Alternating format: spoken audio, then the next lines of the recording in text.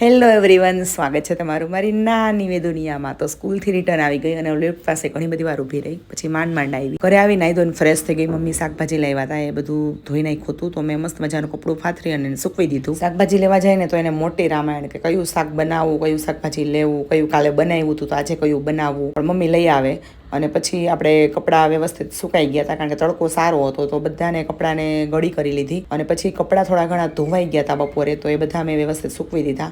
સાંજના સમયે બધું શાક મિક્સ પડ્યું હતું, તો ભાજી બનાવવાનું નક્કી કર્યું. અને વટાણા તો મળે નહીં, એટલે સૂકા વટાણાને પલાળી દીધા હતા અને આ વટાણા અને શાકભાજીને બધું મિક્સ કરી અને પ્રેશર કુકરમાં 5-6 સીટી પાડી નાખી. શાક મસ્ત બફાઈ ગયું અને પછી મને ભૂખ લાગી ગઈ, એટલે વિચાર્યું કે ડ્રેગન ફ્રૂટ આપણે ખાઈ નાખી. ઠીક સ્વાદ હતો, સારો હતો એમ તો, એટલે ખાઈ લીધું. અને પછી આપણે ભાજી મસ્ત મજાની બનાવી નાખી. જમીન પછી ફ્રી થઈને બેઠા તો મેહુલે મહાભારત ચાલુ કર્યું હતું, એક એપિસોડ. ખૂબ સરસ મજાનો એપિસોડ હતો, જોવાની પણ મજા આવી ગઈ. જો તમને મારા મિની વ્લોગ ગમતા હોય તો ચેનલને સબસ્ક્રાઈબ કરો, વિડીયોને લાઈક